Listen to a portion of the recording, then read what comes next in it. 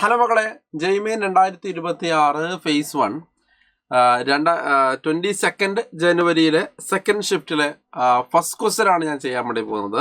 അത് നമുക്ക് ക്വസ്റ്റ്യൻ വായിച്ചിട്ട് ഏത് ചാപ്റ്റർ എന്നാണ് നമുക്ക് എന്ത് ചെയ്യാം, ഐഡന്റിഫൈ ചെയ്യാം. ഓക്കെ, ആക്ച്വലി ഇത് രണ്ട് ചാപ്റ്റേഴ്സ് മിക്സ് ആയിട്ടാണ് ചോദിച്ചിരിക്കുന്നത്. അതായത് മെട്രിസസ് ആൻഡ് ഡിറ്റർമിനൻസിലെ ക്രാമേഴ്സ് റൂളും അതേപോലെ എന്താണ് പ്രോബബിലിറ്റിയും. ഓക്കെ അല്ലേ?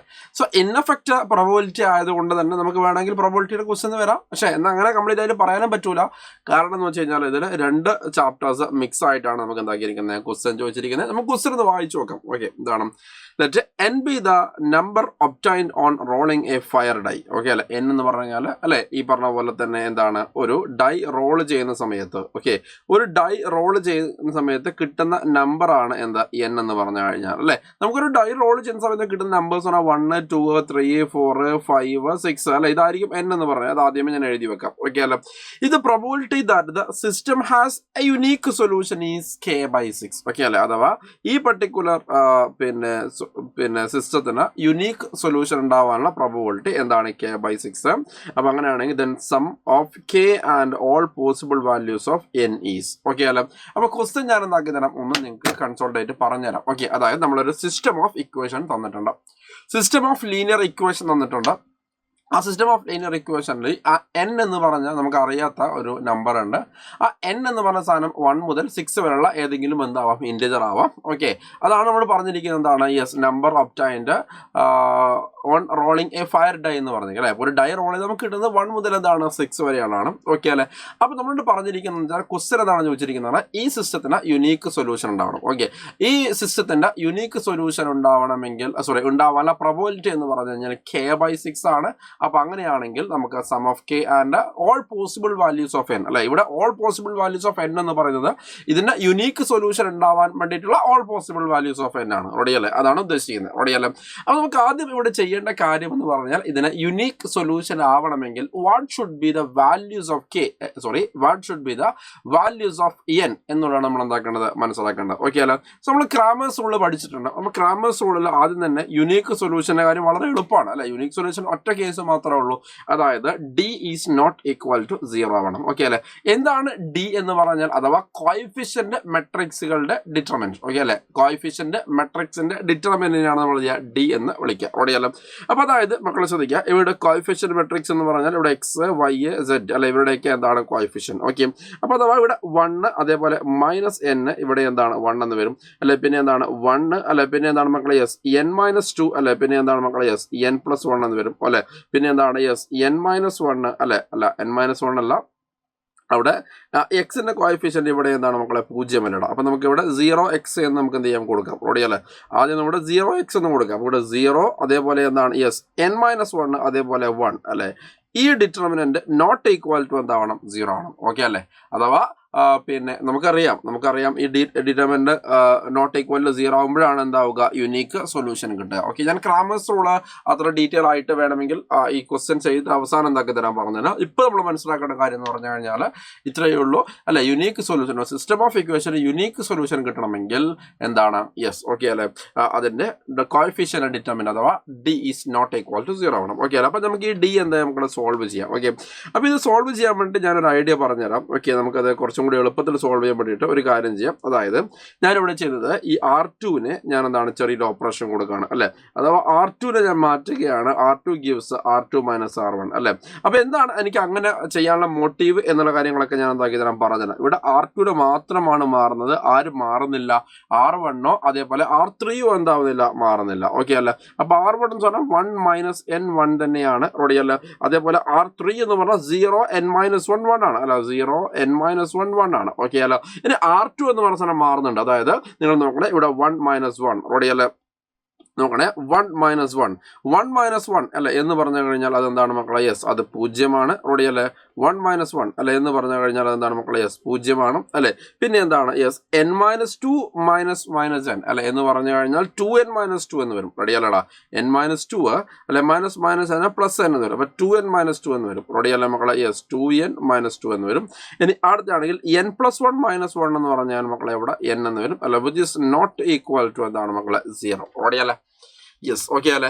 ശ്രദ്ധിക്കുക. അപ്പൊ ഇനി അടുത്ത നമുക്ക് എന്താക്കാം, ഇവനെ സോൾവ് ചെയ്യാം അല്ലെ. അപ്പൊ ഇവിടെ ഇത് എന്തിനാണ് ഞാൻ ഈ ഓപ്പറേഷൻ ചെയ്തത്? ഈ ഓപ്പറേഷൻ ചെയ്യാനുള്ള റീസൺ എന്ന് പറഞ്ഞാൽ എനിക്ക് ഇവിടെ നിങ്ങൾ നോക്കിയാട്ടെ, ഈ ഒരു കോളം ഞാൻ എടുത്തു. ഈ കോളം എടുത്തപ്പോൾ ഇവിടെ എനിക്ക് 0 കിട്ടി. ഓക്കെ അല്ലേ? ഇവിടെ രണ്ടും എന്താണ് സെയിം എലമെന്റാണ് കിട്ടുന്നത്. ഓക്കെ അല്ലേ?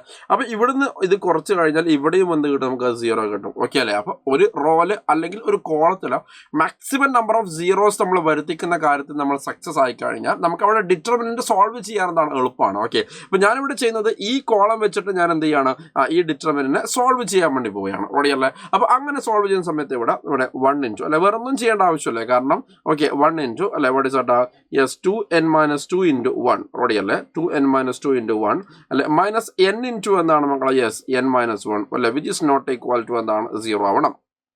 ഓടിയല്ലേ?